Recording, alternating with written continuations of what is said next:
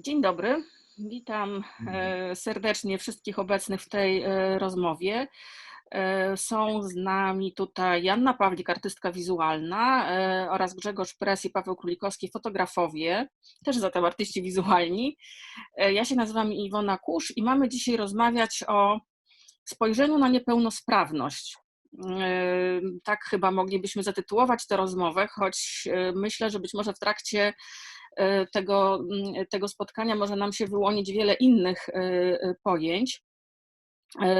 Tutaj powodów jest kilka. Oczywiście główny to są wasze prace, to czym się zajmujecie, przynajmniej po części zawodowo, czyli twórczość Joanny i fotografię Grzegorza, który między innymi fotografuje futbolistów, oraz Pawła Królikowskiego, który współpracował z Teatrem 21, między innymi również pokazując ich projekty, ich spektakle. Pewnym pretekstem jest także to, że wkrótce powinna się ukazać książka Rosemary Garland Thompson pod tytułem Gapienie się. To jest taka badaczka amerykańska, która właściwie zapoczątkowała coś, co się po angielsku nazywa Disability Studies, czyli właśnie studia o niepełnosprawności. Możemy zresztą, być może jeszcze do tego wrócimy, bo ona zaczynała swoją twórczość od tego, jak się w kinie pokazuje freaków. Zwracając zresztą uwagę na pewien typ funkcjonowania niepełnosprawności właśnie w takim polu wizualnym, tak, czy w sferze przedstawień. Ale ja bym chciała, żebyśmy może zaczęli mniej od akademii, a bardziej od czegoś, co pewnie jest dość potocznym doświadczeniem, być może niekoniecznie uświadamianym, ale które ściśle się z tym wiąże, o którym zresztą w pewnym sensie, o którym Garland Thompson pisze zresztą w swojej książce, ale myślę, że możemy się tutaj odwołać do scen, które znamy. Otóż mam takie wrażenie, i pewnie nie tylko ja, że właśnie kiedy widzimy osoby z niepełnosprawnościami różnego rodzaju, z jakiegoś rodzaju zmianami na ciele, to jednocześnie jesteśmy w takim klinczu dwóch emocji. Bardzo nie chcielibyśmy patrzeć i bardzo chcielibyśmy patrzeć. Zarazem jest to obraz, który wywołuje pewien rodzaj fascynacji, z drugiej strony różnego rodzaju tabu kulturowe mówią, że nie należy, bo na przykład panu będzie przykro. To jest taka, prawda, scena, którą sobie możemy wyobrazić jak dziecko, które nie ma właśnie tych różnych kulturowych kodów uwewnętrznionych i mama będzie, prawda, je pouczać, nie zachowuj się tak, to jest niewłaściwe. I wydaje się, że to takie nadwidzenie zarazem, właśnie pewien rodzaj fascynacji, przyglądania się, czy też właśnie gapienia z jednej strony, a z drugiej strony poczucie, że należy odwracać wzrok, są nierozerwalnie z tym związane. Ja bym tu jeszcze przywołała jeszcze jedną książkę, taką niedużą książkę, która się ukazała w tym roku, Marii Reimann, Nie przywitam się z państwem na ulicy. To jest bardzo ciekawy, taki osobisty zapis autorki, która pisała doktorat o osobach z zespołem Turnera, ale jednocześnie w tej książeczce zdaje relacje z jednej strony z ich doświadczenia w takim trybie mniej, prawda, naukowym, ale z drugiej strony z własnego jako osoby słabowidzącej. I ona daje do tej książki, to nie przywitam się z państwem na ulicy, to jest właśnie odniesienie po prostu do tego, że prawdopodobnie nas nie zobaczy. I ona daje takie dwa motta do tej książki. Jedno jest wzięte z Karla Ove Knausgaarda i brzmi tak: człowiek wie o czymś za mało i to coś nie istnieje, człowiek wie o czymś za dużo i to coś też nie istnieje. Pisanie jest wyciąganiem tego, co istnieje, z cienia tego, co wiemy. Więc tu jest dokładnie, prawda, ten sam pomysł znalezienia pewnego balansu, pewnego rodzaju miejsca, z którego moglibyśmy dobrze patrzeć, albo jak pisze Garland Thomas, dostrzegać inne osoby. Reimann może trochę łatwiej, bo ona pisze też o języku, natomiast my właśnie jesteśmy w tej dziedzinie, prawda, w ogóle widzenia, spojrzenia, która jest bardzo kłopotliwa, bo pewnie sami nie moglibyśmy odpowiedzieć, ile trwa to spojrzenie z czyjej strony, o którym sądzimy, że już jest niewygodne. Ja mogę. Albo tak, już masz to wyliczone? Nie, a ile? Chodzi o to ci, żeby powiedzieć w czasie. Okej. Prawda? Znaczy, bo to, że odczuwamy czasem taki rodzaj, oczywiście to jest bardzo złożona kwestia, bo to będzie zależało, czy ta osoba, jak ta osoba patrzy, co sobie o niej myślimy i tak dalej, to jest oczywiście szalenie uwikłane. Ja dam może jeszcze jeden przykład, który się teraz jakoś też nasuwa ze względu na kontekst polityczny, ale w amerykańskich ustawach tak zwanych Jima Crowa, czyli takich rasistowskich, był między innymi zapis taki, że można było czarnego, wtedy nigro, prawda, zatrzymać za wyzywające spojrzenie na białą kobietę. I to jest, prawda, wchodzimy w jakąś niesłychaną w ogóle sferę, no bo jakby co to znaczy, jak to określić, kto to definiuje. A jesteśmy tutaj, prawda, w sferze jakichś po prostu niezwykłych emocji. I w pewnym sensie zajmujecie się zawodowo właśnie patrzeniem i zapisywaniem tego patrzenia, dokumentowaniem tego patrzenia na osoby z niepełnosprawnościami. Joanna, można powiedzieć, też podwójnie, bo jakby to nie jest tylko patrzenie, ale też wystawianie się, prawda? Więc konstruowanie pewnego przekazu, na który inni będą patrzeć. I chciałabym, żebyśmy zaczęli od waszych wypowiedzi, to znaczy właśnie od waszego doświadczenia, jakie były motywacje, żeby pracować z osobami z niepełnosprawnościami, jak się mierzycie właśnie z tym spojrzeniem, które nie powinno być nachalne, nie powinno być gapieniem się, ale też właśnie powinno być dostrzeganiem, na jakiego rodzaju trudności tutaj natrafiacie, czy one są bardzo różne i jak różne od podobnej pracy z osobami sprawnymi. Nie wiem, Grzegorz, chciałbyś zacząć? No nie wiem za bardzo od czego zacząć. Od siebie. Tak, od siebie. Znaczy rozumiem, że mówię z pozycji jakby fotografa, prawda? Nie osoby, która się, znaczy mi się oczywiście zdarza gapić, tak jak każdemu, jak coś mnie zaintryguje, zafascynuje, coś mi się spodoba, to czasami potrafię się zapomnieć i gapić. Znaczy, w momencie, kiedy mam zawieszony aparat fotograficzny na szyi, wydaje mi się,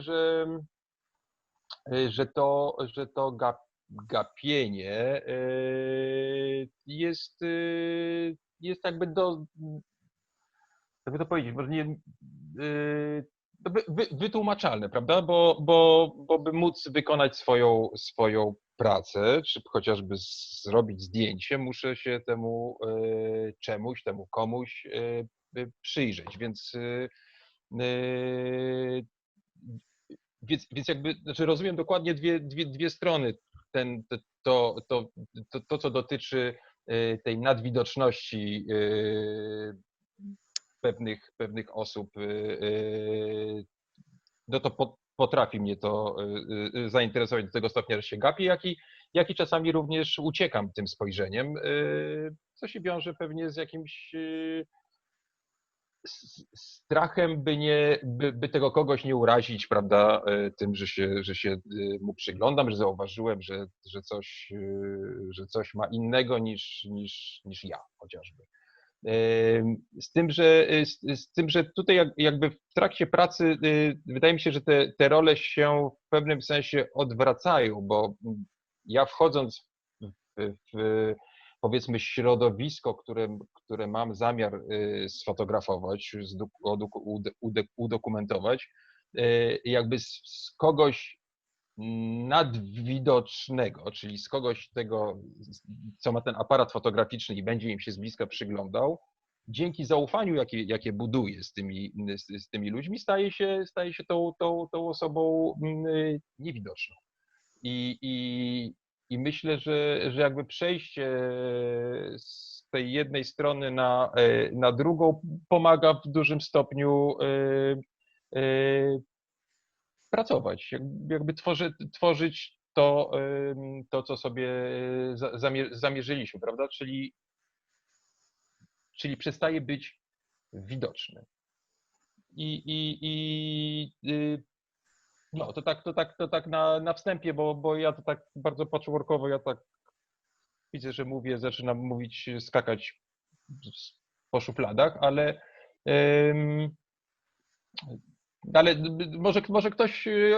może ktoś mi zabierze głos i coś wrzuci niech ta dyskusja się tak zacznie. Tak. Mhm. To ciekawe, bo tu jest rodzaj alibi, prawda, można powiedzieć. Macie jako fotografowie zawodowi i na dodatek jest też taka podwójność, która wynika z tego, że pracujecie ty w obszarze sportu, Paweł w obszarze sztuki, teatru, więc w tych dziedzinach, w których jakby tematem jest pokazywanie się. I tak jak o tym zresztą mówiłam, no zresztą historycznie właśnie ta sfera widowisk była takim rodzajem schronienia dla wielu osób o różnego rodzaju normatywnych cechach, prawda, jakby nieuznawanych społecznie za głównonurtowe. Mówiłam, że właśnie pisała o tym Garland Thomas, ale jest też na przykład bardzo ciekawy film dokumentalny Ulrike Oettinger o wielkich, tak zwanych wesołych miasteczkach, jako właśnie takich przestrzeniach różnego rodzaju pokazów, które można powiedzieć, że z jednej strony były okrutne, ale z drugiej strony też właśnie były tym miejscem, gdzie osoby z niepełnosprawnościami mogły znaleźć po prostu swoją przestrzeń społeczną. My jesteśmy oczywiście dużo, myślę, dalej. Pawle, jak ty korzystasz z tego alibi, czy jak ty pracujesz? I no, pojawiła się już ta kwestia, o której mówił Grzegorz, to znaczy zaufania fotografowanych.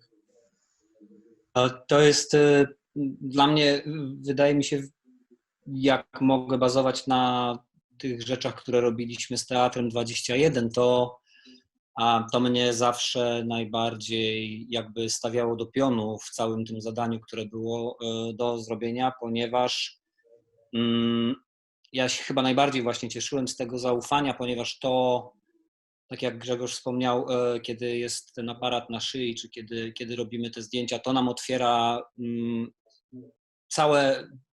całe spektrum możliwości, w jakich możemy podejść do tych osób. I teraz ten sposób, znaczy możemy to wykorzystać na wiele sposobów. Ja nigdy nie chciałbym robić tego, czy nigdy nie starałem się robić tego, żeby to jakoś nadeksponować i opowiadać historie, których nie było przede mną.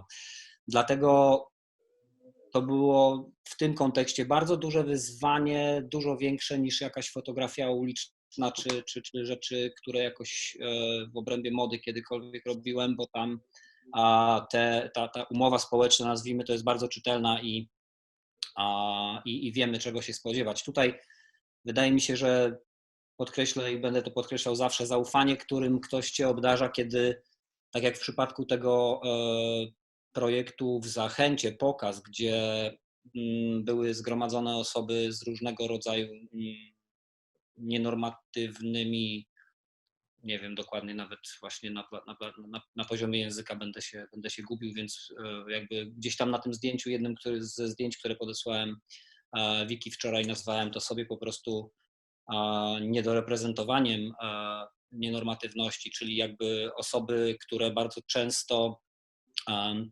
to będzie zdjęcie bardziej w poziomie chyba, ten pokaz zgromadził wiele osób, które chciało dać swoje świadectwo, pokazać swoją obecność, i każda z tych osób pozwalała fotografować się bez najmniejszych przeszkód przez cały czas trwania tego pokazu. Natomiast ja w tamtym momencie pamiętam swoje jakby wzruszenie i ciężar na barkach tym, że ta opowieść na koniec musi być przede wszystkim o nich, i jestem tam tylko rejestratorem, jestem jakimś okiem. Ja nie myślałem nawet za bardzo, czy kogokolwiek podglądam w tym przypadku, czy nie podglądam, czy się patrzę za długo. Miałem tylko w głowie jakby to zadanie, żeby ktoś, kto zobaczy te zdjęcia, miał możliwość przekonania się, o czym te osoby chcą mówić. I to jest dla mnie jakby zawsze najważniejsze w takim zadaniu.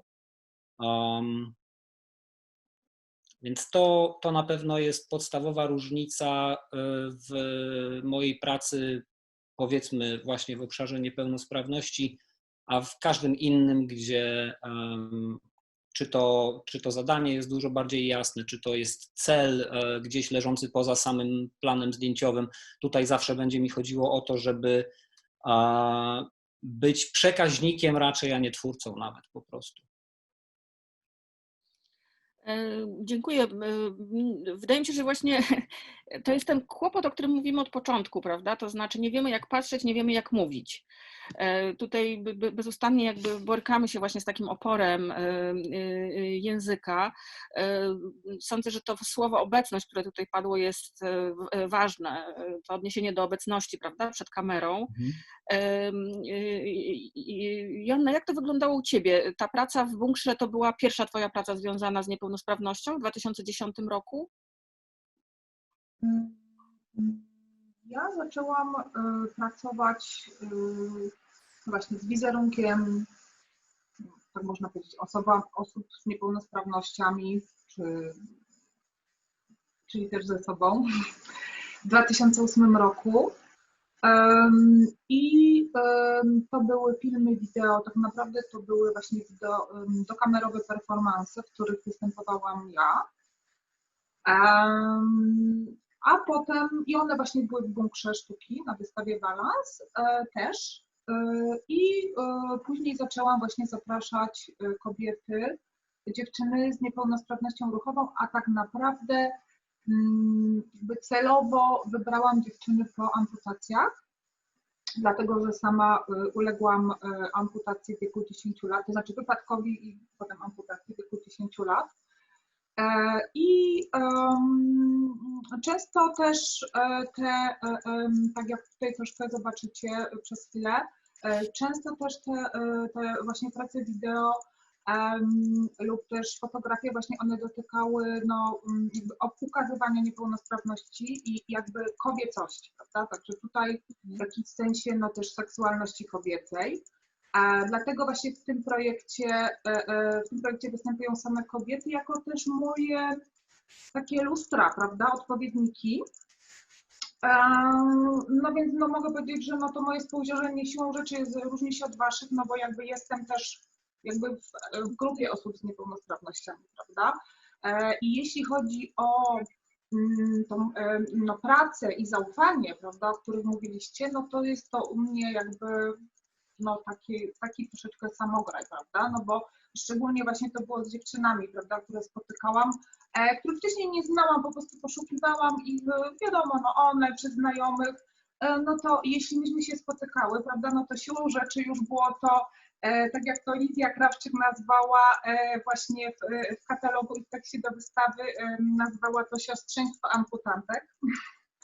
Więc jakby no tutaj już, no wiadomo, prawda, już powiedziałam, więc tutaj no dużo jakby otwartości było, w trakcie tego, otwartości i zaufania, prawda, że ja to zrobię z wyczuciem, tak, no i też jakby widziały moje rzeczy, no tak jak tutaj teraz widzicie, prawda, mnie samą, no tylko sprzed 12 lat, to jakby też pokazywałam im troszkę próbki tych prac i one no też mi zaufały, można tak powiedzieć, bo nie było tak, że no ja tutaj jestem halo i bierzcie mnie, tylko troszkę jakby pokazywałam, jak pracuję. I co jeszcze chciałam powiedzieć? Aha, i to jest też ciekawe, w trakcie sesji zdjęciowej z jedną z moich bohaterek powstał, i ona oczywiście też pojawia się w filmach wideo i na pracach fotograficznych, powstał akt, tak naprawdę półakt, który, słuchajcie, sobie przeleżał, on tutaj zaraz będzie właśnie, który sobie, słuchajcie, przeleżał 10 lat okrągłych, pomimo tego, że ja gdzieś, no wiadomo, no pracuję cały czas zawodowo i gdzieś go tam pokazywałam, no nie wiem, gdzieś coś proponowałam i tak dalej, nikt kompletnie nie był w stanie tego, no właśnie o tym mówię, tylko to też jest poziom. Nikt nie był w stanie kompletnie tego pokazać, ani do niczego przyporządkować. Chodzi mi o wystawę sztuki wizualnej, tak mogę powiedzieć, prawda? I dopiero właśnie się wystawa skończyła o takim ciekawym tytule Ciałaczki w Krakowie. I tutaj właśnie no, posługiwałam się 2 datami, 2010-2020, gdyż praca powstała w tym roku, ale została wyprodukowana właśnie niedawno. I tutaj no, ta praca jest tak może troszkę łopatologicznie nazwana, ale wydaje mi się, że trafnie. Nazywa się Real Venus. Oczywiście jest to nawiązaniem do Wenus Milo. I tutaj no, moja bohaterka nie chciała pokazać twarzy, ale nie miała problemu jakby no, z tym aktem, prawda, żeby mi zaufać, prawda? I też robiłyśmy oczywiście zdjęcia też z twarzą, no ale była umowa, że no, to będzie tego typu ujęcie. No to nie wiem, bo ja tak mogę mieć nieskończoność. Może na chwilę przerwę, czy... Tak, ale może byś powiedziała, czy zdarzało ci się, że jednak dziewczyny odmawiały współpracy z tobą? Wiesz co, powiem szczerze, raz się zdarzyło, ale to nie było pod kątem tym w ogóle, tylko zupełnie jakby innym. Myślę, że tutaj była osoba, z którą ja chciałam pracować, która chyba bardzo chciała mieć już swój taki wizerunek, swój własny, który kreuje, też jako osoba z niepełnosprawnością i też kobieta, i ona po prostu może chciała jego sobie zatrzymać, tak mi się wydaje, bo to w sumie było niedawno i też teraz troszeczkę się też to zmieniło, prawda? Jednak cały czas się rozwijamy in plus, jeśli chodzi o właśnie ukazywanie tych wizerunków i w ogóle pracę z nimi, no to tak, to oczywiście, że to się rozwija. Tutaj, no tutaj była, nie wiem, mogę mówić o spotkaniu z Agatą, bo też ona się tam pojawi zaraz. Agata, ponieważ tamte dziewczyny, z którymi pracowałam, to też jest dosyć zasadnicza różnica, ja myślę, jeśli chodzi o postrzeganie samych siebie, inaczej mówię o osobach z niepełnosprawnościami, inaczej mówię jakby w naszym imieniu, mówię też w swoim imieniu, jakby tego, co ja doświadczam, czyli co innego jest ulec wypadkowi, tak? A co innego jest się urodzić z niepełnosprawnością, prawda? No bo tutaj jakby jest cały czas jeden świat, który jest integrowany, no a u mnie to wiadomo, prawda? Więc tamte dziewczyny, no to właśnie były osoby po wypadkach lub też nowotwory, też często zdarza, to Agata się urodziła, tak? Także naprawdę z jedną czynną kończyną, można tak powiedzieć, czyli z nogą. Wtedy jak spotkałyśmy się, to nawet chyba Agata, nie wiem, czy ona nawet miała 20 lat wtedy, bardzo była młoda, ale jest nieprawdopodobnie otwarta. Nie wiem, no po prostu ja byłam tak może nawet zaszokowana, że ona jest tak otwartą osobą, jakby w tej sytuacji, tak no, głębokiej niepełnosprawności, że naprawdę no nie wiem, wszystko po prostu zależy od tego, jak jesteśmy traktowani właśnie przez otoczenie, przez rodzinę i ona po prostu była zawsze super, myślę, traktowana, więc ona na przykład no zero żadnego problemu i od razu na ten taki jakby głęboki poziom ze mną weszła. No także ja naprawdę no nie miałam nigdy żadnych problemów, właśnie wręcz przeciwnie, dlatego czasami mi się też zdarza stworzyć takie prace, gdzie no też czasami zdarza się widzom płakać, to powiem wprost, wtedy ja nie wiem, co mam robić, ale zdarza się to tak, prawda? I myślę, że to jest z powodu tego, że jakby mam ten przywilej, no nie wiem, mówię w cudzysłowie, no dlatego, że mam tą niepełnosprawność, którą oczywiście nie chciała mieć, no ale mam, także to jest, tak to widzę po prostu. No a to jeszcze mówię, a propos jeszcze tylko chciałam powiedzieć o gapieniu się, o tym słowie, które się tutaj przewija, no to właśnie, no to jednak myślę, że to jest zawsze dla osób z niepełnosprawnością no taka, gapienie się jest definiowanie ich tożsamości, czyli to, jak osoba pełnosprawna patrzy na nich, to ich definiuje, po prostu, tak?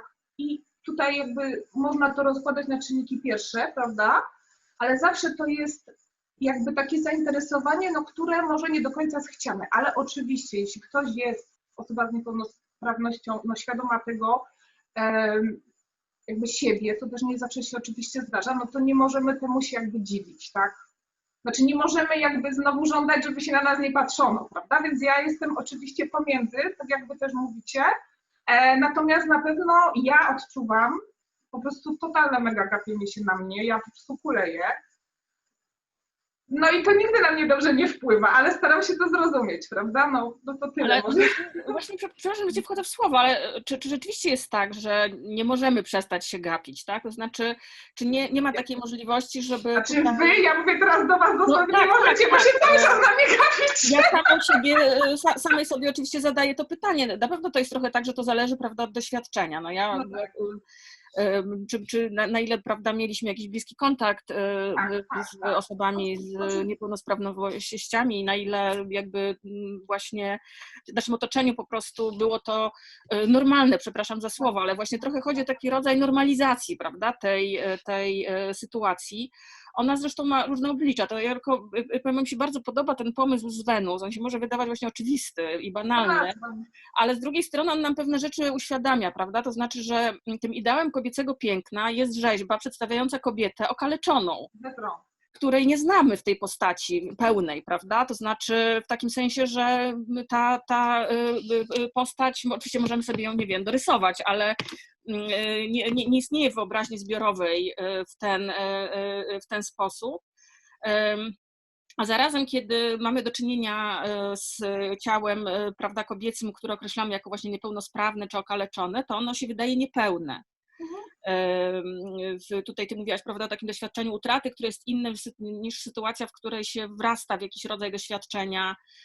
Tutaj w tej przywoływanej książce Marii Reimann jest w ogóle tak, że ona długo bardzo nie wiedziała, że ma kłopoty z widzeniem. Po prostu jej się wydawało, że to jest, że tak się po prostu funkcjonuje w świecie.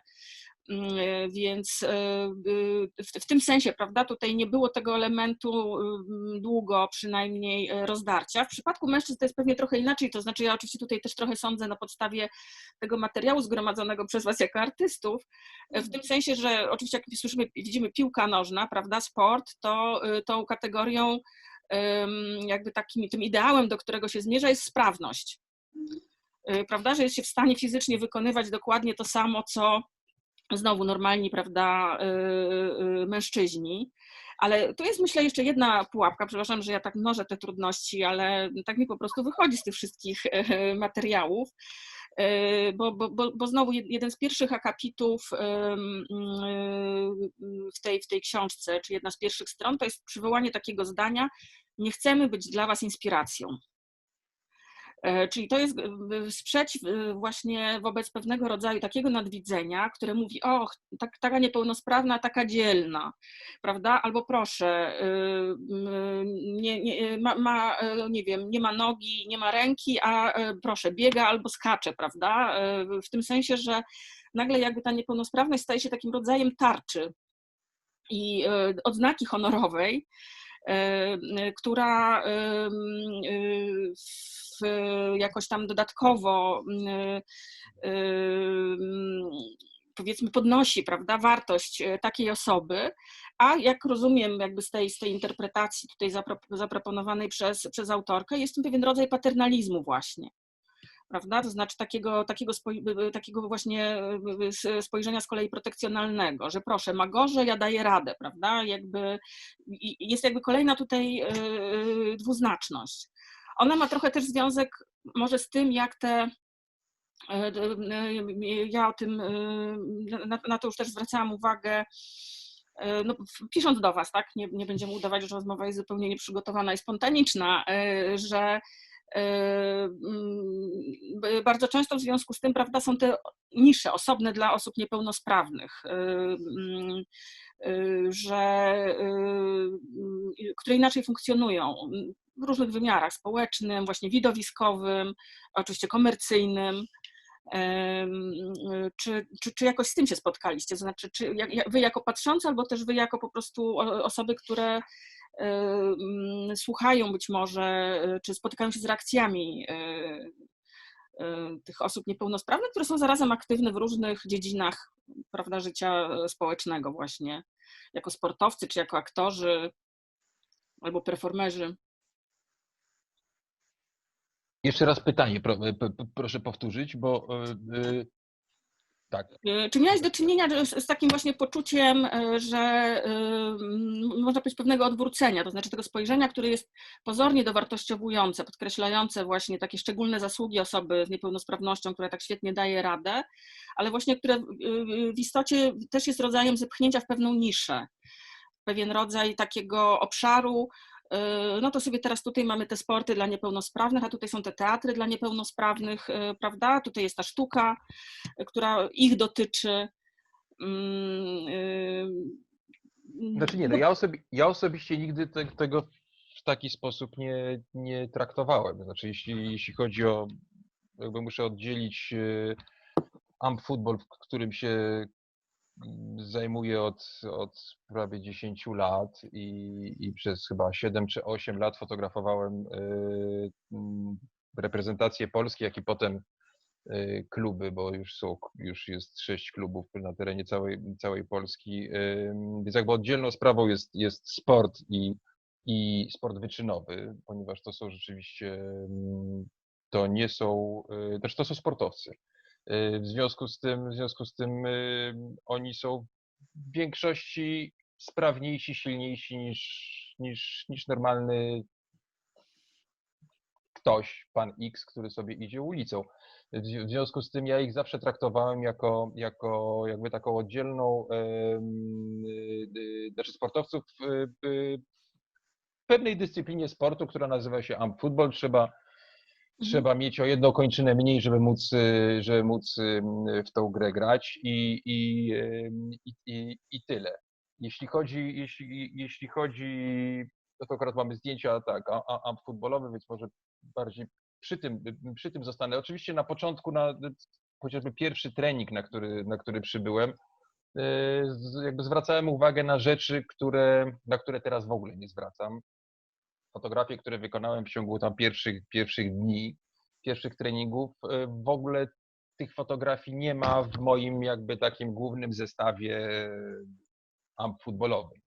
Ponieważ na początku zwracałem uwagę no właśnie na brak nogi, czy brak ręki. To robiło wrażenie, że facet na jednej nodze potrafi bez kul się przemieścić 10 metrów, jeszcze niosąc jakąś torbę. Ale to wszystko jakby się bardzo szybko zmieniło. Ja przestałem widzieć brak tych kończyn u tych moich zawodników i jakby fotografowałem sportowców, po prostu fotografowałem ludzi. I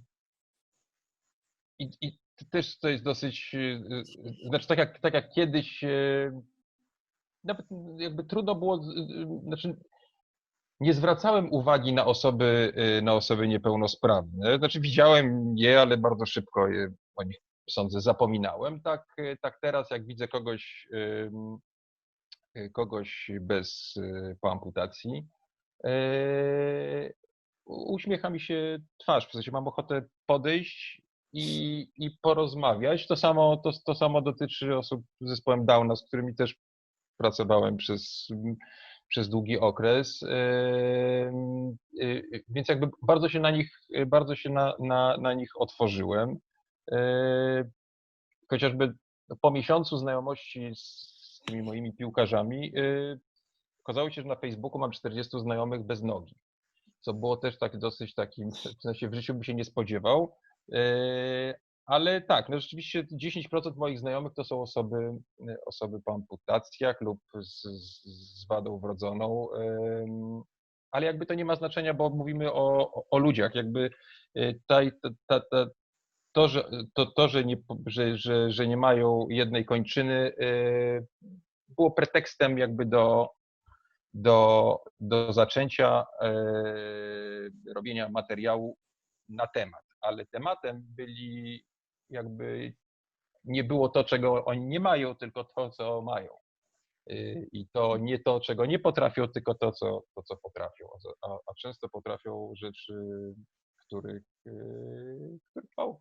które mało kto umie. Więc tak. To ciekawe, to co powiedziałeś chyba, znowu może się wydawać oczywiste, ale wydaje mi się, że czasem trzeba mówić też takie rzeczy właśnie oczywiste, to znaczy ta zmiana punktu ostrości, czy punktu skupienia kamery, prawda, z braku na coś pozytywnego, no nie wiem, emocje, prawda, jakiś tam ruch związany z działaniem na boisku. To mi się wydaje ważne. To jest taka zmiana, która też się jakoś dokonuje oczywiście w języku, tak? Wraz z tym, kiedy na przykład właśnie uczymy się, żeby mówić nie osoby niepełnosprawne, ale z niepełnosprawnością, zwracając uwagę na to, że oczywiście mówimy o jakiejś cesze, która jest bardzo ważna, jeśli chodzi o warunki życia, ale nie jest jakby nadrzędną, determinującą, czy co gorsza jedyną, prawda, cechą określającą tożsamość. To jest chyba tutaj. Pawle, dodałbyś coś? Ja mam dziwne, znaczy nie dziwne, ja mam takie doświadczenia i jak tutaj Grzegorz mówił, to myślałem sobie, słuchając go w międzyczasie też o tym, że ten proces, czy ta praca z osobami z niepełnosprawnościami to jest tak naprawdę chyba największe i jeżeli dla kogoś jest to jakieś najważniejsze doświadczenie, to ono jest najważniejsze dla mnie, bo ja się niesamowicie wiele uczę w trakcie pracy, czy w trakcie oglądania efektów ich pracy. A miałem po drodze kilka ładnych miesięcy styczność zawodową z branżą modową, gdzie tak jak wspomniałaś wcześniej o ideale ciała ludzkiego i tak dalej, gdzie przynajmniej na naszym rynku ciągle obracamy się w dosyć takich standardowych ramach tutaj, jeśli chodzi o to, co pokazuje się na świat, jeśli chodzi o komunikację taką marek czy tam sprzedażową. I w tym kontekście przejście na zupełnie drugi biegun, przejście na biegun tego, że jesteśmy różni, że nie jesteśmy standardowi, że nie wyglądamy i nikt nie wymaga od nas tego, żebyśmy wyglądali jak jakiś model, no to była dla mnie spora eksplozja w głowie, w sensie takim, że nie, że to jest coś, czego nie widziałem w tym takim jakby znaczeniu, o którym tu rozmawiamy, tylko że jest to temat tak naprawdę bardzo wieloaspektowy, jest to temat bez dna, dlatego staram się używać słowa nienormatywność, bo tak naprawdę chyba na tym wolałbym się skupić. Nie chodzi mi już o tylko ludzi z niepełnosprawnością, ale ludzi, którzy w jakiś sposób odbiegają w ogóle od tego, tak to nazwę, komercyjnego ideału, tak jak tutaj gdzieś został przywołany. I te moje doświadczenia tak naprawdę obejmują nie tylko osoby z niepełnosprawnością, ale też osoby wykluczane w ogóle z jakichś względów.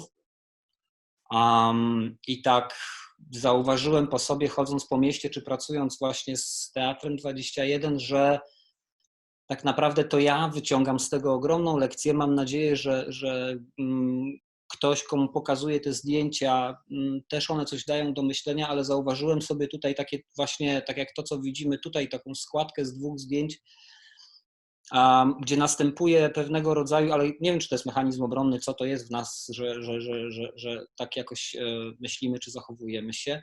Nazwałem sobie to znowu też roboczo taka dezindywidualizacja osób, które są wykluczane, że łatwiej nam się poruszać w tych szufladkach i w etykietach, niż tak naprawdę zbliżyć się do kogoś i tak jak Grzegorz kilkanaście miesięcy czy dłużej nawet pracować z jakimś tematem i wtedy w tych ludziach zaczynamy dostrzegać zupełnie inne rzeczy na początku.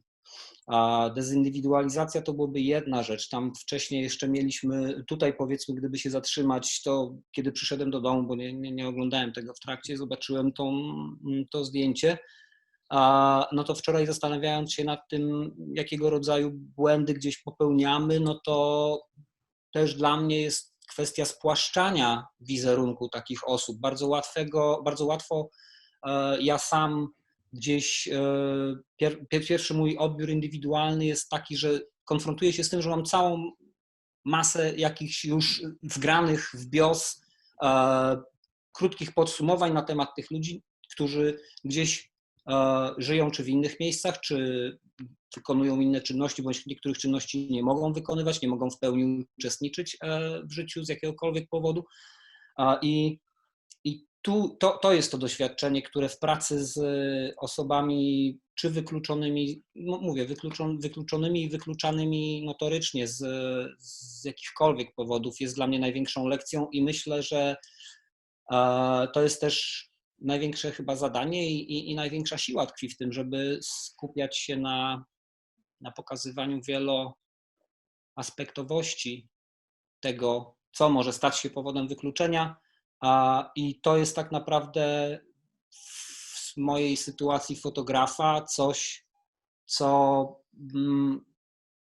też nie każe, ale rozpala we mnie jakąś szczerość, że w tym momencie ja wiem, że to jest dużo ważniejsze niż cokolwiek może sobie pomyśleć o tym, dlaczego ja to robię, bo tak naprawdę jest jeden powód, to znaczy pokazać złożoność, wielorakość, wieloaspektowość po prostu tego zagadnienia.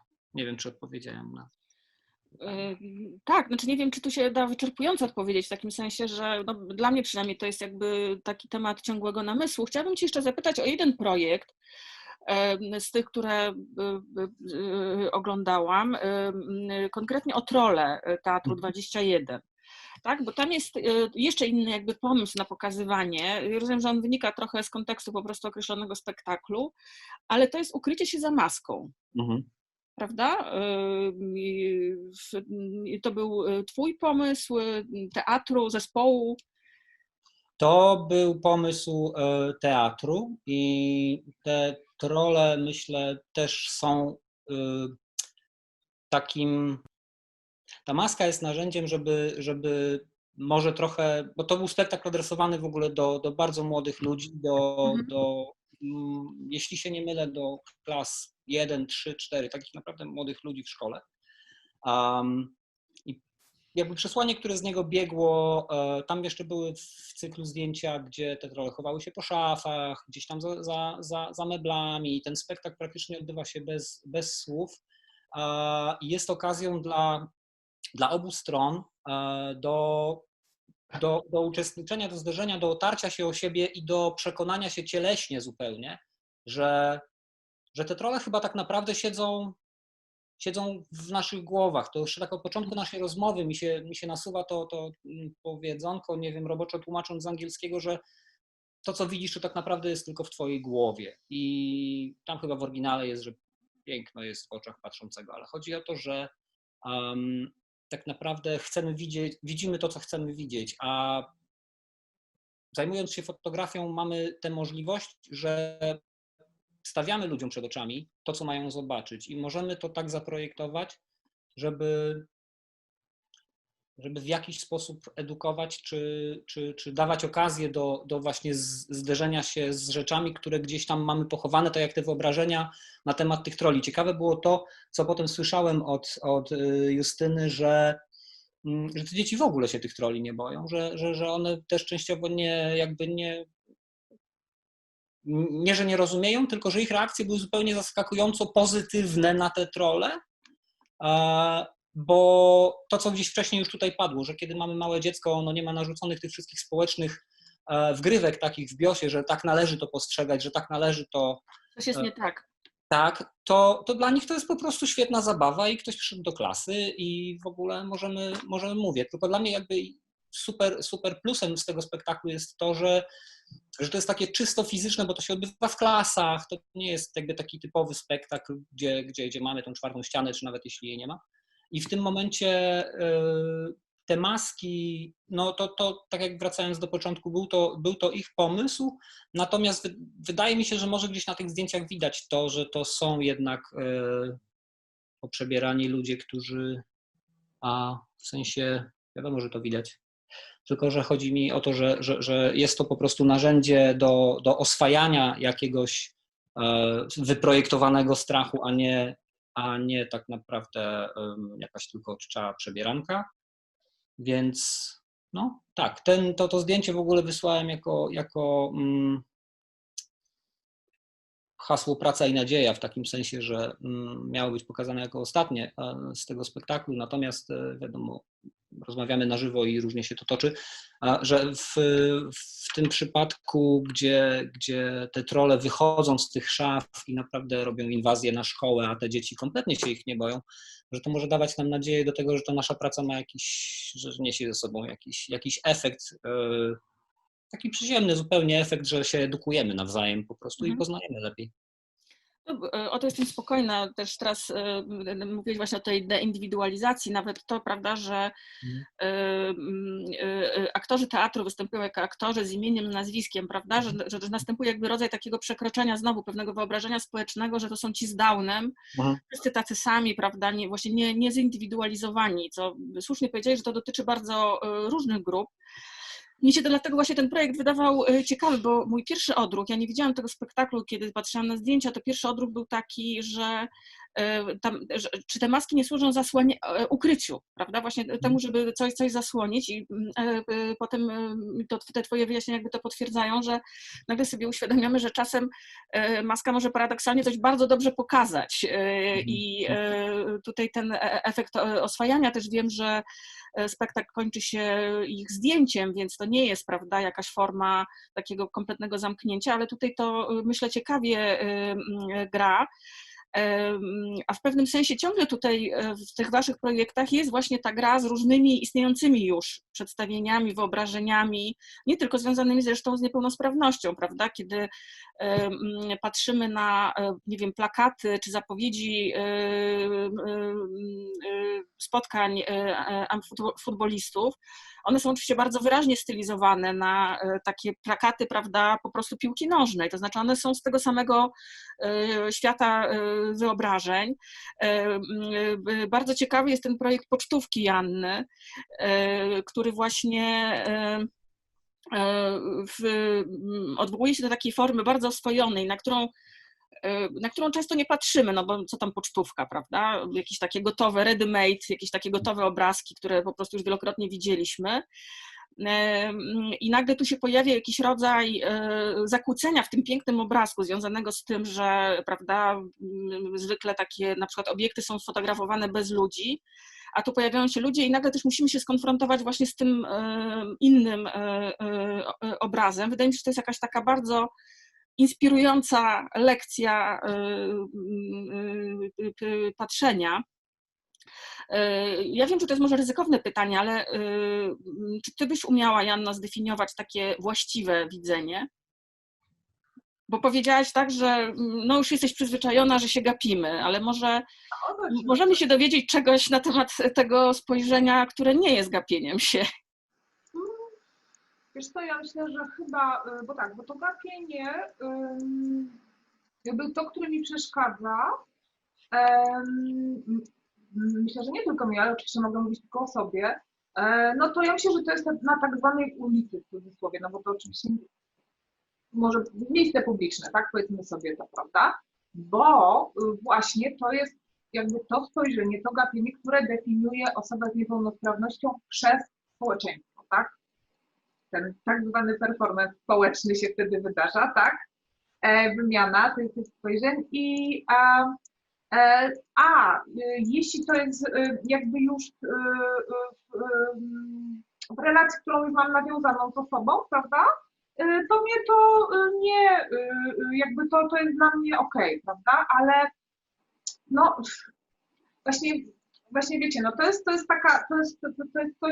co ciężko jakby jest określić, no tak, no bo człowiek się czuje taki wyróżniony, ale w niechciany sposób, prawda? Więc jakby no zastanawiam się, może osobom z niepełnosprawnością, które się urodziły, właśnie może to tak nie przeszkadzać jak mnie, prawda? Więc ja tylko mogę mówić za siebie, prawda?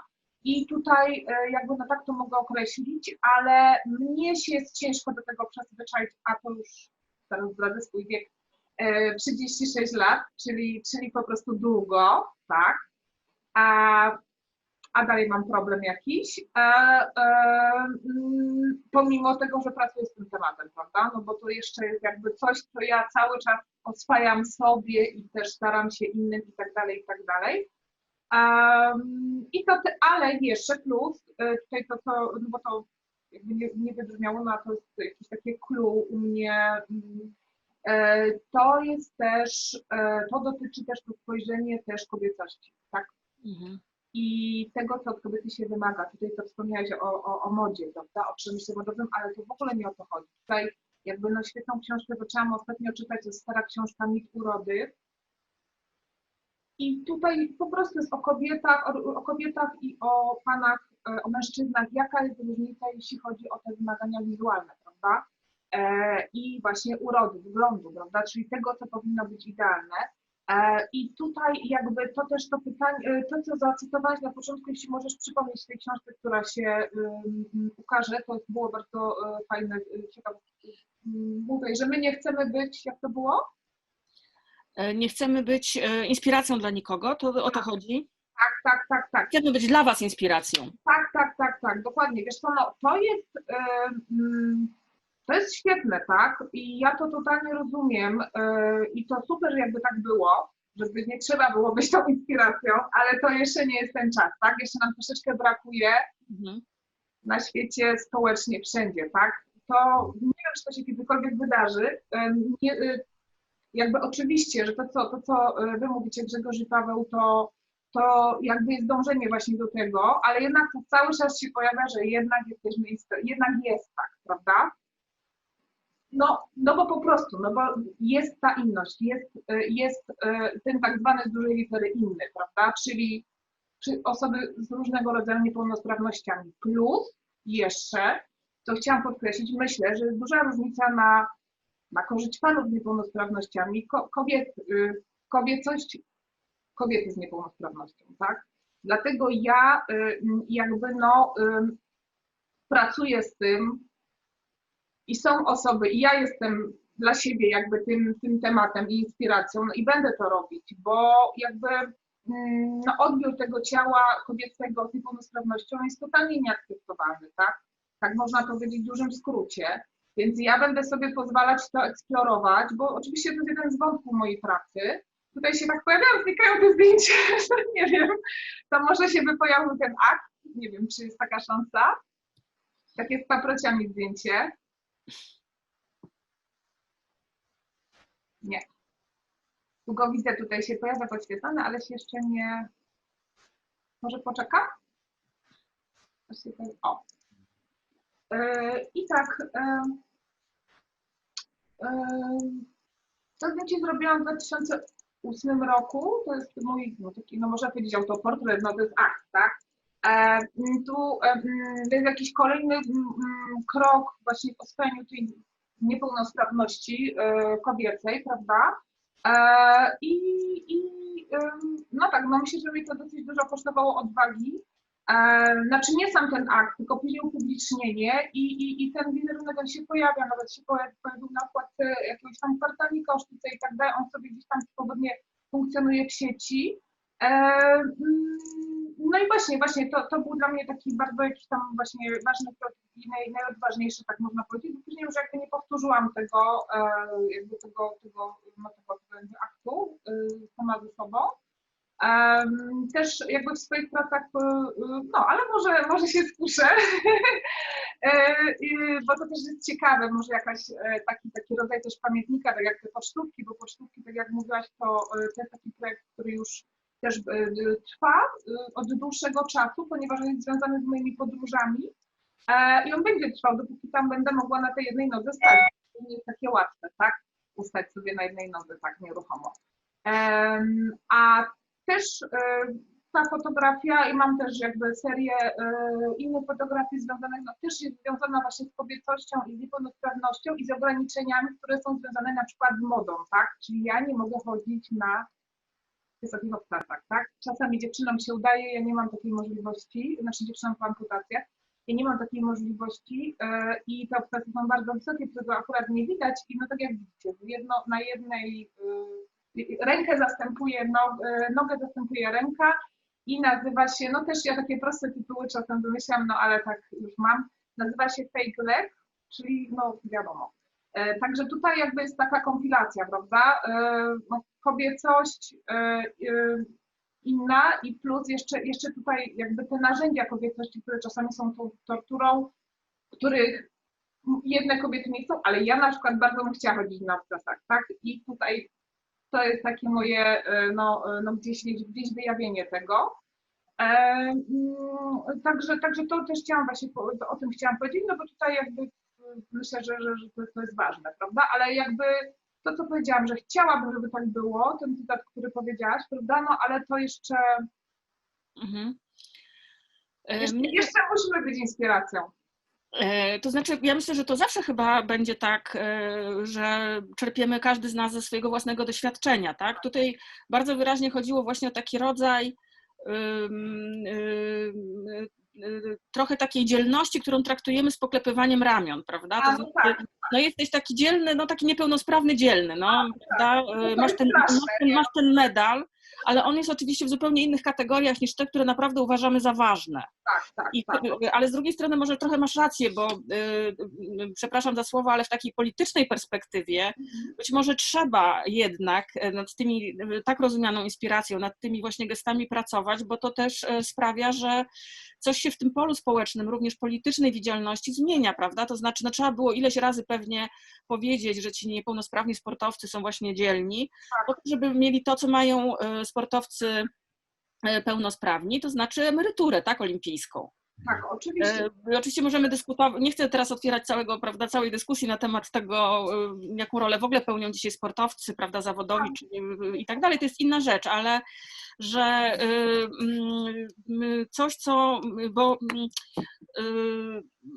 w pewnym sensie, kiedy myślimy o sportowcach, artystach, aktorach teatru, ale też na przykład po prostu o osobach z niepełnosprawnościami, o których Teatr 21 zrobił, prawda, spektakl, o rewolucji, która się nie odbyła, to może to nie jest tylko kwestia, prawda, tego, nie wiem, właściwego spojrzenia i właściwego języka. Tu się pojawiło trochę, nie wiem, pomysłów czy pewnych intuicji na temat tego, jak można myśleć przynajmniej o swoim patrzeniu, jakby zmieniać tę perspektywę, zmieniać sposób jakby skupienia wzroku, ale być może też trzeba się po prostu posunąć, tak? To znaczy właśnie zrobić miejsce takie w przestrzeni społecznej, w której, jak już o tym mówiłam, no, że te praktyki nie będą jakimiś praktykami niszowymi, prawda? To znaczy to nie będzie tak, że dzisiaj idziemy do teatru dla niepełnosprawnych, tylko po prostu idziemy do teatru, w którym dzieje się, prawda, czy po prostu idziemy na mecz. To jest może utopijne, ale nie wiem, czy macie jakieś pomysły, jak to zrobić.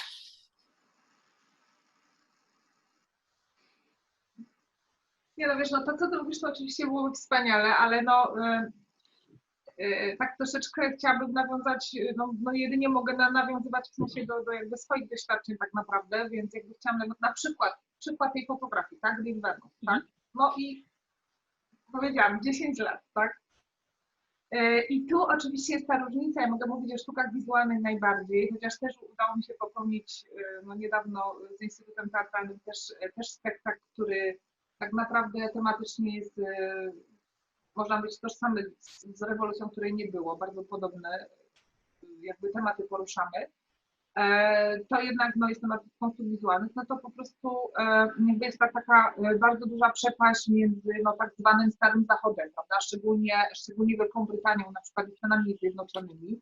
Więc my tak naprawdę, no, czego ja bym bardzo chciała? Ja bym chciała, żeby artystów z niepełnosprawnościami na przykład, albo artystów, którzy na przykład pracują z osobami z niepełnosprawnością, było po prostu dużo, tak? Bo wtedy to jakby stwarza po prostu pole do jakiegoś szerszego, ciągłego po prostu jakby odbioru, tak? A jeśli jest nas tak mało, tak, a jest nas tak mało dlatego, że nikt nas tego nie uczy po prostu w szkole, tak, o niczym, nic, po prostu jest zero w domu, po prostu nie ma takich tematów tak naprawdę, ja mówię tak ogólnie, prawda, w polskim społeczeństwie oraz jeśli chodzi o jakąkolwiek edukację, dzieci małych, to co właśnie wspomniałeś, że to o małych dzieciach właśnie też mam te doświadczenia, że one super odbierają właśnie inność, po prostu uwielbiają. Ale potem to jest coś, co się wyrównuje, prawda, bo my chcemy być wszyscy tacy sami i tak dalej. Ja wiem, że ja tak mówię patologicznie, no ale to jest na takim podstawowym poziomie, tak? Prawda? Bo, no nie wiem, ja miałam jakieś sobie warunki może rodzinne, że zaczęłam to robić, prawda, ale normalnie no to naprawdę ciężko jest się po prostu osobom gdzieś otworzyć, odnaleźć, jeśli no, gdzieś przypadkowo nie trafią na pole, czy tak jak na przykład aktorzy Teatru 21, to jest taką no po prostu perełką, tak? Więc to, co ja bym chciała, jak ja mam pomysł, żeby nas było dużo. Ale jak to zrobić? Nie wiem, no ja się staram, ale jestem sama i po prostu to jest, ja jakby no tak, to jest moje marzenie, ale nie wiem jak, no tak, ja myślę, że to jest z edukacją związane po prostu, żeby już nie powtarzać. Jeżeli mogę, bo jak to zrobić, tutaj pytasz, wydaje mi się, że za mną chodzi coś takiego, nie, że mi się wydaje, ale za mną chodzi coś takiego, żeby dokonywać coraz częstszych inwazji na te takie stereotypowo jakoś skodyfikowane obszary kultury wizualnej i obojętnie jakimi metodami, ale najlepiej byłoby, żeby to były metody, które prowadzą do jak największej ekspozycji tego, a pokazywać obrazy, już tak prosto mówiąc, które tak jak bardzo mnie to uderzyło właśnie i zastanowiło w tych pocztówkach. Mamy standardowy widoczek i tak naprawdę wszystko jest tam standardowe, tylko nikt na to nie wpadł wcześniej, że tak to może być. A dla mnie jest to sposób na oswojenie kogoś, kto nie pracuje, nie pracował, nigdy nie miał za wiele styczności z osobami czy niepełnosprawnymi, czy wykluczanymi w jakikolwiek sposób, na to, żeby pokazywać przez to zderzenie kontekstów, że tam nie ma powodu do wykluczenia, że to może działać w ten sam sposób. I wydaje mi się, że gdzieś na polu właśnie kultury wizualnej, czy fotografii w szczególności, można by tu wiele zdziałać, gdybyśmy po prostu zaczęli, tak jak mówisz, pracować więcej razem i robić projekty. Nie wiem, przychodzi mi cały czas taka myśl Banksiego, który kiedyś gdzieś ponoć Banksy napisał, że skoro wieszają ci reklamę przed oczami i nie pytają cię na pozwolenie, to masz prawo zrobić z nią cokolwiek. Trochę to może jest partyzanckie, ale mnie jakoś takie metody są najbliższe. I po prostu korzystać z tego dobra, które mamy dookoła i próbować komunikować i pokazywać wizualia, które ludzi zderzą z tym, że tak jak już powiedziałem, że tam naprawdę nie ma powodu do wykluczenia, nie ma powodu, żebyście myśleli w taki sposób, jak myślicie i teraz wam to pokażemy po prostu, zobaczcie. Nie? Mhm. No, wydaje mi się, że ta edukacja jest, to co mówisz, że edukacja jest bardzo ważne i co mówicie o edukacji jest bardzo ważne. No, oczywiście pewnie trzeba teraz puścić zasłonę milczenia na temat w ogóle edukacji w Polsce, prawda? Tego, co się na przykład działo jeszcze niedawno ze szkołami integracyjnymi, gdzie nagle, prawda, nastąpiła jakaś taka cofka właśnie w tej kwestii. Ale no i tutaj oczywiście Fundacja TA21 też robi bardzo, bardzo dużo, no chociażby ta wspomniana książka, prawda, Thompson, która no, mam nadzieję da nam pożywkę do takiego myślenia i również do jakichś działań edukacyjnych. Oczywiście nie mówię już tutaj o samej działalności i teatru, i fundacji stricte edukacyjnej, warsztatowej, innej. Zastanawiam się jeszcze, czy są jakieś sposoby hakowania kultury popularnej. To trochę ten projekt z pocztówkami taki jest, przy czym też warto pamiętać, że tutaj może dwuznaczne, ale jednak kultura popularna ma swoje zasługi w tej dziedzinie, prawda? To jednak popularny serial o Korkim, a potem Klan wprowadziły w obieg, prawda, w Polsce obraz no właśnie osoby z zespołem Downa, prawda?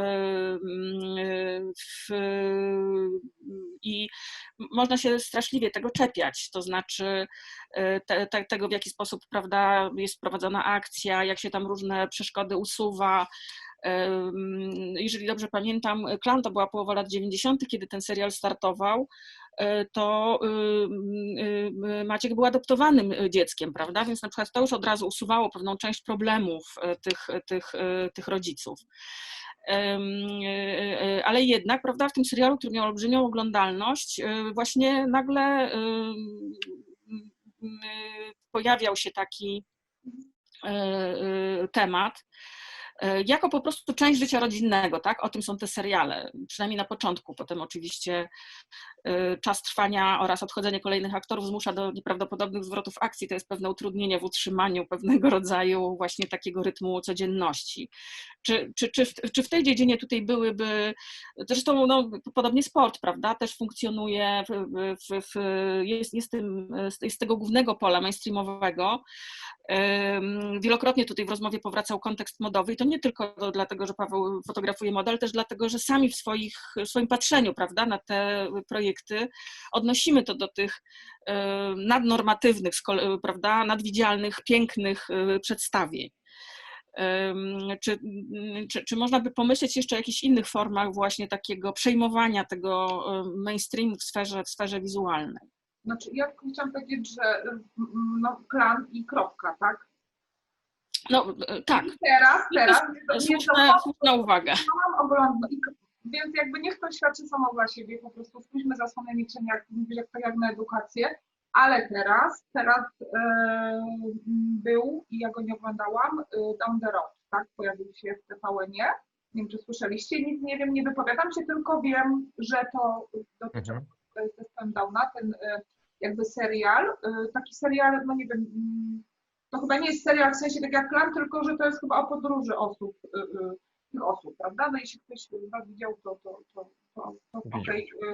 Więc jakby chciałam to tylko Ci powiedzieć, bo nie chcę tego rozwijać w sensie już tego wątku, natomiast z tym, czym ja się zderzam, no bo tak dalej nie mogę mówić o sobie, no to tak naprawdę cały czas właśnie ta Wenus Milo, ja po prostu mam tak totalnie duże, ja skończyłam szkołę w 99 i ja po prostu mam tak długie przerwy w ogóle w pokazywaniu swoich rzeczy, że to się w głowie nie mieści. Po prostu właśnie z tego powodu, tego tematu, który, no właśnie ciężko jest mi znaczy ciężko jest mi się gdzieś strzelić, prawda, tak jak z tą Wenus, no, która no powiedzmy sobie wprost nie jest złą pracą, no ale nie pasującą. I także teraz wiadomo, że internet pomaga, prawda, ten szybki i tak dalej, to gdzieś tam też się stara robić na Instagramie i tak dalej, ale no jakby w nurcie tej no jakby sztuki wysokiej, prawda, i tak dalej, i sztuki wysokiej wizualnej, prawda, są jak teatr, właśnie 21, mówię, zdarza mi się to niezmiernie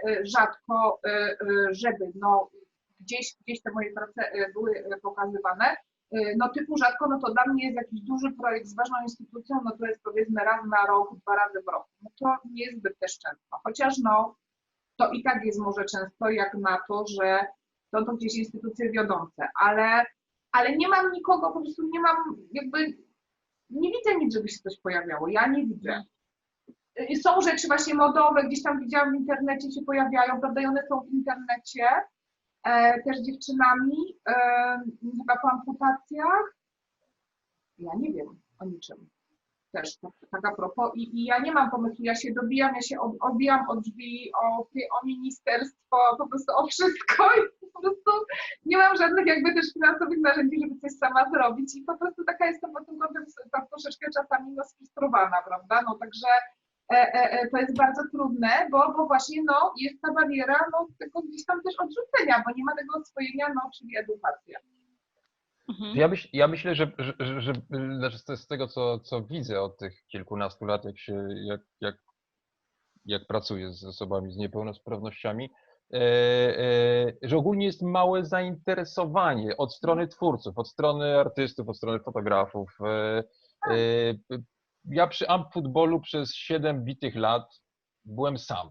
W sensie dziwiłem się, że jestem sam na boisku i nikt nie przychodzi i nikogo to nie interesuje, a ja jestem tym totalnie zafascynowany. Ludzie, którzy lubią sport, ponieważ to w ogóle jest sport bardzo widowiskowy, więc tym bardziej nie rozumiałem, na jakiej zasadzie to nie przyciąga setek ludzi na widownię. Teraz się to troszeczkę zmieniło, bo przyszły medale, przyszły sukcesy i w telewizji czasami coś powiedzą, zazwyczaj gdy jest sukces. Ale właśnie dziwiło mnie to jakby, znaczy ja w ogóle pierwszą styczność z fotografią,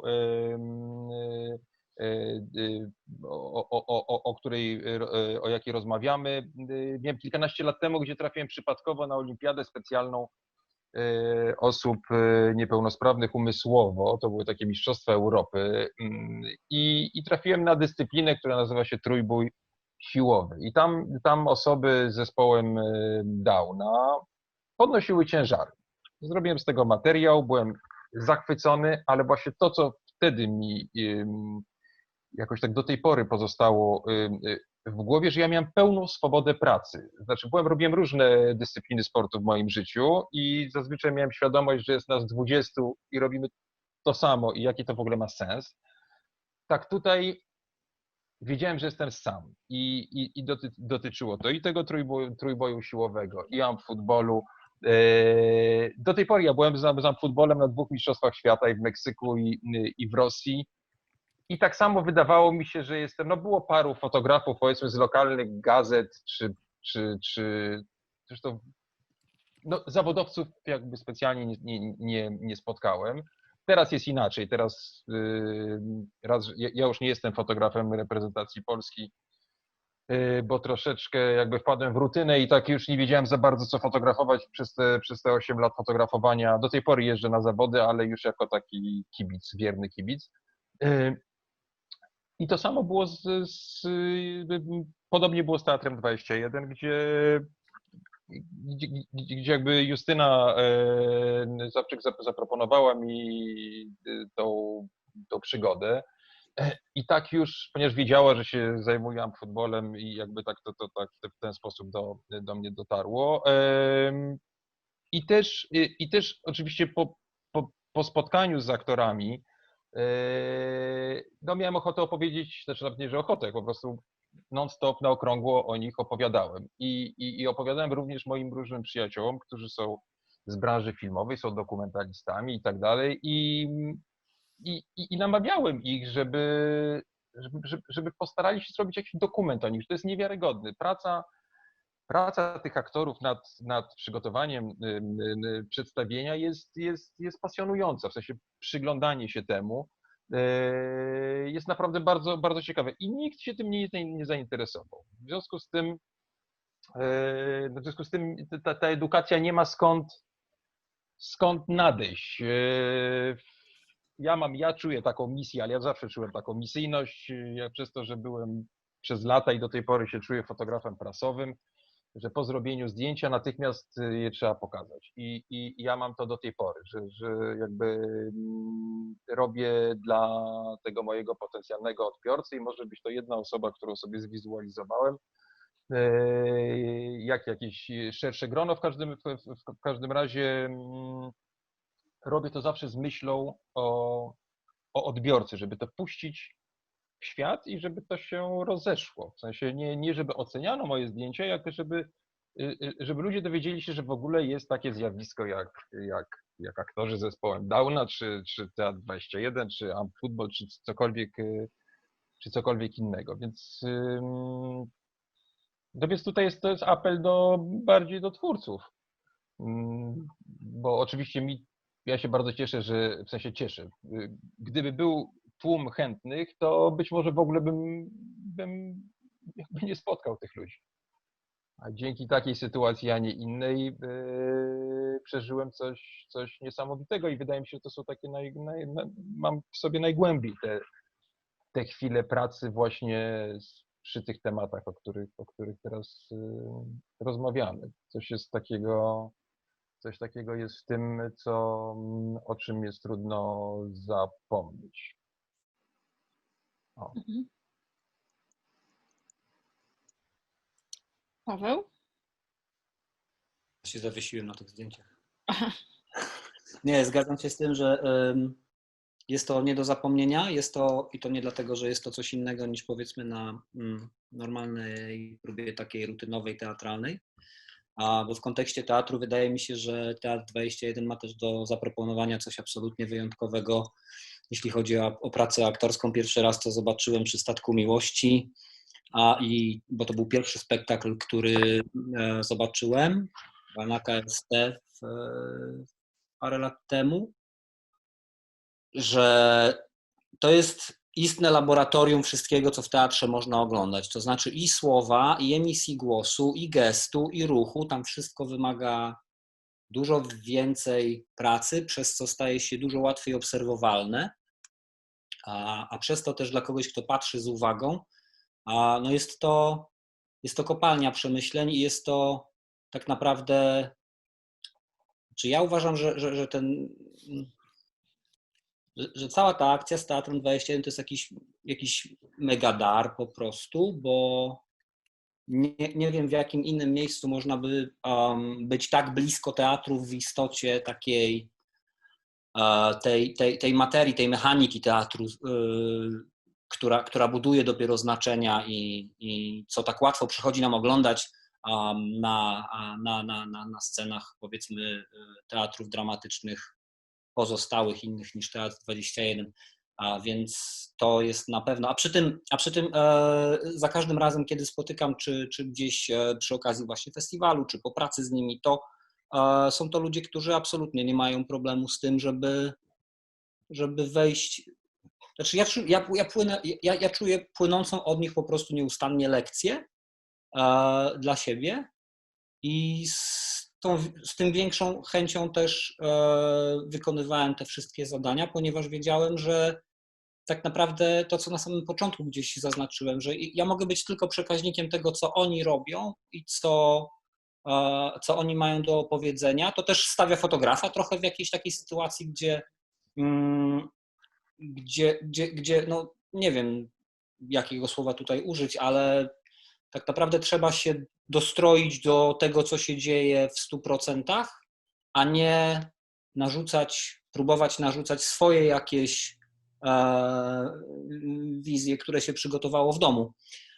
Więc pod tym względem to jest absolutnie wyjątkowe zdarzenie i też mówię, jeżeli chodzi o naukę patrzenia, no to jest to absolutne laboratorium na żywo za każdym razem i no nie, jest cios. Tutaj też właśnie myślę, a propos edukacji też coś ważnego jednak wybrzmiało. Też w związku z Teatrem 21, prawda, bo właśnie sami robić takie projekty, które mają charakter edukacyjny w tym rozumieniu, o którym tutaj mówiliśmy, prawda, to znaczy i tu chyba można ukraść to słowo z nazwy Centrum Sztuki Włączającej, które jest kolejnym, prawda, projektem Fundacji Teatru 21 i które ma się po wakacjach otworzyć na placu Hallera, tu od razu reklama, można dołożyć się do tej fantastycznej inicjatywy na zrzutka.pl, ale na pewno będzie tam przestrzeń wystawiennicza również, natomiast właśnie ta sztuka włączająca, prawda, to znaczy, to jakoś fajnie powiedziałeś teraz, Paweł, o tym i też myślałam, jak na przykład, jeżeli myślimy o spektaklu Rewolucja, której nie było, prawda? To nie jest tylko tak, że tutaj pracujemy w pewnej grupie i teraz będziemy przez ileś lat pracować z tą grupą. To jest pewien proces, w którym też ta grupa rozpoznawała siebie, w którym się pojawiały w kolejnych spektaklach kolejne problemy wynikające z tego, że po prostu ludzie się zmieniają się ich potrzeby, spojrzenie na świat, również dzięki i za sprawą teatru. Ale też do tego procesu zaczęły być dopraszane inne grupy, prawda? Właśnie, że tutaj nie jest tak, że my pracujemy, że ta praca ma się dokonywać w jakimś jednym gronie z określonymi problemami, z określonymi definicjami. To nie jest elita. Tak, czy jakaś w każdym razie właśnie taka odrębna grupa, a wydaje mi się, że to też może być trudne, prawda? Dlatego, że jeżeli mówimy o tym spojrzeniu właśnie, które nie byłoby gapieniem się, ale przecież ono też nie może udawać, że nie ma między nami różnic. Prawda? To jest ten balans, to znaczy, że jesteśmy świadomi różnic, być może również takich sytuacji, w których te różnice wymagają od nas pomocy, ale też właśnie dostrzeżmy to czym właśnie dostrzeganie to jest to pojęcie, które proponuje Thompson, jak rozumiem, próbując szukać, no tutaj myślę, że tłumaczka na polski też musiała się postarać. Prawda? W języku polskim mamy strasznie dużo tych różnych określeń na patrzenie, ale one są właśnie bardzo intuicyjne, niezdefiniowane. Ale tutaj, prawda, dostrzec, to znaczy, że spojrzeć na drugiego jak na pewną całość, której jednym z wymiarów może być na przykład oczywiście niepełnosprawność. Więc tutaj mi się wydaje, że to określenie właśnie włączanie, rozumiane nie jako włączanie różnych grup, ale też jakby włączanie w pole widzenia. Bo prawda, ta wypowiedź Grzegorza w gruncie rzeczy zaczęła się właśnie od tego, że to jest ciągle kwestia niewidoczna. Czy to, co podkreślała też Joanna, tak? No Klan, dobra, to jest jeden serial, prawda? Jeden bohater przez 25 lat. Więc w tym sensie rzeczywiście jest tutaj dużo do zrobienia. Oczywiście to wymaga pewnie naprawdę innego wymyślenia całej edukacji, prawda? To nie działania projektami, których rolę trudno przecenić. No i oczywiście zadania też dla nas. Słuchajcie, bardzo Wam dziękuję za tę rozmowę. Myślę, że będziemy zmierzać do końca, ale może jest coś, co jeszcze każdy z Was chciałby tutaj dodać, jakieś pytania? Jeszcze chciałam dodać a propos edukacji, bo ja też tym się zajmuję, to jeszcze jest na inną jakby rozmowę, ale tutaj to wybrzmiało właśnie i włączenie osób z niepełnosprawnościami, także to jakby ja już robię dosyć długo, czyli artystów, no, amatorów z niepełnosprawnościami i cały czas zapraszam do swoich projektów i robimy to wspólnie na zasadzie wspólnotowej. To są wystawy, to są filmy, to właśnie było to przedstawienie i chciałam to podkreślić, że te osoby z niepełnosprawnościami różnymi, to są osoby niewidome, to są osoby, które mają na przykład bardzo duży problem z mówieniem, z motoryką. One nie mają się gdzie dalej kształcić często. Z powodu braku narzędzi dla osób z niepełnosprawnościami.